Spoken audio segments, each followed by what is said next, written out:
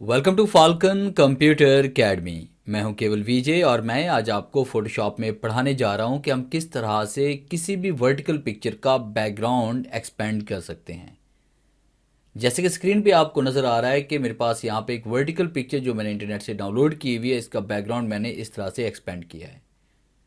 तो अगर आप पिक्चर का बैकग्राउंड वाइड करना चाहते हैं, इसको बड़ा करना चाहते हैं, तो इसके लिए आपने कुछ कमांड्स का यूज़ करना है जो फोटोशॉप में आज मैं आपको पढ़ाने जा रहा हूँ। तो लेक्चर स्टार्ट करने से पहले हमेशा की तरह यही कहूँगा कि अगर आज की इस वीडियो से कुछ आप सीख पाएँ, कुछ आप न्यू लर्न कर पाएँ, तो इस वीडियो को लाइक ज़रूर कर दीजिएगा। तो स्टार्ट करते हैं आज का लेक्चर।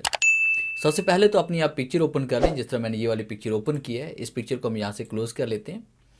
और अब हमने क्या करना है कि सबसे पहले हमने बैकग्राउंड को, जो आपके पास लेयर के अंदर आपके पास यहाँ पे पिक्चर नज़र आ रही है, इसको आपने लेयर में कन्वर्ट करना है। अगर लेयर का टैब आपके पास ओपन नहीं हो तो कीबोर्ड से F7 प्रेस करेंगे या फिर विंडोज़ पे क्लिक करके आपने लेयर के टैब पे क्लिक करना है ताकि ये ओपन हो जाए। अब इसको लेयर में कन्वर्ट करने के लिए या तो हम यहाँ पे डबल क्लिक करेंगे या फिर हमने यहाँ पे लॉक पे क्लिक करना है ताकि ये लेयर में कन्वर्ट हो जाए। तो लेयर 0 के अंदर ये कन्वर्ट हो चुकी है। फिर इसके बाद फिर हमने क्या करना है कि हम टूल बॉक्स पे आएंगे और टूल बॉक्स में आपने क्लिक करना है यहाँ पे क्रॉप टूल के ऊपर।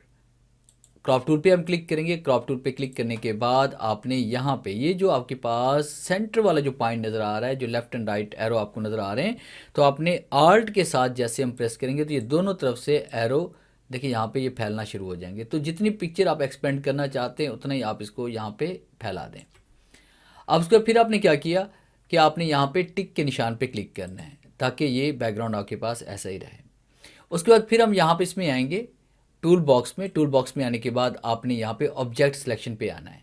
ये कमांड आपको लेटेस्ट जो वर्जन है वहाँ पे आपको नज़र आएगी जो फोटोशॉप का है, वरना बाकी जो ओल्ड फोटोशॉप्स हैं उनके अंदर आप क्विक सिलेक्शन या मैजिक विन टूल वगैरह का भी यूज़ कर सकते हैं या पेन टूल का भी आप यूज़ कर सकते हैं ऑब्जेक्ट को सिलेक्ट करने के। तो फिलहाल मैं ऑब्जेक्ट सिलेक्शन पे क्लिक करता हूँ और यहाँ पे इतने हिस्से को मैं सिलेक्ट कर लेता हूँ ताकि जब पिक्चर को मैं एक्सपेंड करूं तो यहाँ पे मेरे पास जो पिक्चर है, जो ऑब्जेक्ट है, ये जैसे वैसे का वैसा रहे, बाकी पिक्चर बेशक एक्सपेंड हो जाए।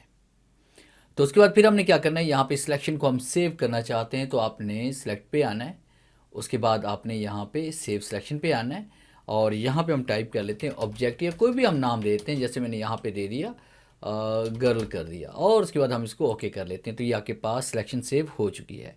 कीबोर्ड से Ctrl+D प्रेस करते हैं ताकि ये सिलेक्शन यहाँ से रिमूव हो जाए और फिर उसके बाद आपने एडिट पे आना है।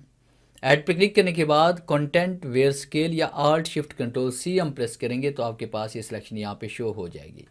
तो ऊपर प्रॉपर्टी बार पे आपके पास यहाँ पे जो प्रोटेक्ट लिखा हुआ है, यहाँ पे क्लिक करके आपने जो सिलेक्शन का नाम दिया था, जैसे गर्ल मैंने नाम दिया था, तो यहाँ पे नॉन के बजाय आपने गर्ल पे क्लिक कर लेना है और फिर हम यहाँ पे क्लिक करेंगे। क्लिक करके रखना है, आल्ट प्रेस करेंगे, शिफ्ट प्रेस करेंगे, इसको आपने इस तरह से एक्सपेंड करना है। देखिए पिक्चर हमारे पास यहाँ पे एक्सपेंड हो रही है और उसके बाद जो ऑब्जेक्ट आपका है वो जैसे वैसे का वैसे है हमारे पास। यहाँ डबल क्लिक करते हैं तो ये देखिए आपके पास यहाँ पे बैकग्राउंड एक्सपेंड हो चुका है। तो ये था मेरा आज का लेक्चर जिसमें मैंने आपको पढ़ाया कि आप किस तरह से किसी भी पिक्चर का बैकग्राउंड एक्सपेंड कर सकते हैं। उम्मीद है आज इस लेक्चर में ज़रूर कुछ नया सीखने को मिला होगा। वीडियो अच्छी लगी है तो इसे लाइक कीजिए और अपने दोस्तों के साथ शेयर कीजिए। मिलते हैं हम नेक्स्ट लेक्चर में, तब तक के लिए गुड बाय।